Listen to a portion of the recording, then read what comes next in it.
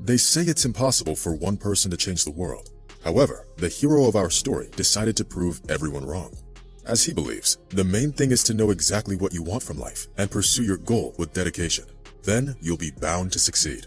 Now let me take you to India. Once upon a time, the Indian island of Majuli on the Brahmaputra River was the largest island in the world, with the unbelievable area of 1,100 square kilometers. However, everything changed in 1979. It was the year when a severe flood hit the island, affecting the lives of many local residents. The disaster killed a lot of snakes and other animals. They were simply washed away. Many will say things like that can't be prevented, that there's nothing one can do about it. However, a 16-year-old boy, Jadav Bayeng, from the village of Jorhat on the island of Majuli, was so overwhelmed by this disaster that he decided to act and change the situation. Standing among the ruins of his village, the young boy saw piles of dead snakes and animals. Suddenly, it occurred to him that if there had been some trees around, the poor animals could have been saved. You probably think that those were just thoughts. No, they weren't. The young man started thinking about how to prevent this from ever happening again. Even despite his young age, Jadav developed a successful plan. He wanted to plant trees near the village of Jorhat. I felt sorry for the animals, and I understood that radical measures had to be taken. However, I knew that I wouldn't be able to implement my ambitions plan alone, and I was naive enough to turn to the local government for help, Jadav once recalled. As you probably understood already, the authorities not only refused to support the boys' project, but rejected it altogether, saying that no plant would grow on the sandy shore, after which they simply asked the young man to leave the office. I remember feeling so humiliated after that conversation that I decided that I had to just prove them wrong. Oddly enough, Jadav wasn't about to give up on his goal. He decided to plant the trees on his own. The very next day, Jadav decided to check how plants would behave on the local sand, and he planted the first 20 bamboo seedlings. Even though everyone kept saying that nothing would come of it, the bamboo soon took root and even turned green. That marked the beginning of the young man's life mission. Thus, more and more seedlings were planted on the sandy shore every day, which Jadav did single-handedly, day after day, and even year after year. Over time, the once sandy desert territories turned into a green oasis. A few years later, seeing that the plants had taken root, the authorities changed their minds about the project and offered Jadav their apologies and their help.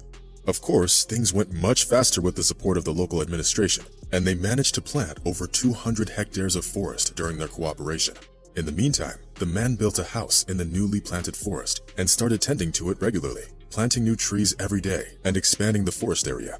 Many years have passed since that time, but the man continues to engage in foresting this once lifeless territory. Today, the forest covers an area of 10 square kilometers. More than 1,000 species of trees have been planted there, attracting many different animals such as Bengal tigers, Indian rhinos, deer, rabbits, monkeys, and several species of birds, including vultures. Moreover, elephants from another part of the island come to stay there for half a year, and 13 elephant calves have even been born there since the forest was created. When elephants first strayed into Payeng's forest, ecologists came to find out the reason for it. They were pleasantly surprised and even slightly shocked when they saw the beauty and diversity of the local flora and fauna. Thus, the forest was given the status of a reserve. From that moment, ecologists started paying regular visits to Jadav's forest to learn from the man's experience. Unfortunately, as it often happens, there's always someone who doesn't appreciate other people's work. At one point, the local farmers wanted to cut down the forest so that elephants could have no reason to go there, because the animals allegedly trampled their rice plantations. Jadav got very alarmed, but he stood up for his forest, saying that if they wanted to cut it down, they had to kill its keeper first. His answer settled the conflict, and Jadav was nicknamed the Forest Keeper. The reserve got named after its planter, the Malai Forest. Today, the forest exceeds 560 hectares. To get a better idea of how big it is, just compare it to the famous Central Park in New York, which is only 341 hectares. Today, Jadav lives in a forest hut together with his wife and 3 children. He keeps some cattle and relies on selling cow and buffalo milk as the only source of income for his family. One night, tigers attacked the man's livestock and killed about 100 animals. However, he doesn't blame them. I think it's people who are to blame for this. They destroy forests, and animals have to search for food elsewhere, Jadav said. It's interesting that almost no one knew about Jadav Payeng and his lifetime project until 2007. Everything changed when a photographer and journalist, Jitu Kalida, arrived on the island. When he saw the huge and dense forest in the place of the formerly barren land, he couldn't believe his eyes. When the photographer returned home, he told the whole world about the amazing place he had seen. And from that time, Jadav came to be known as the Forest Man of India.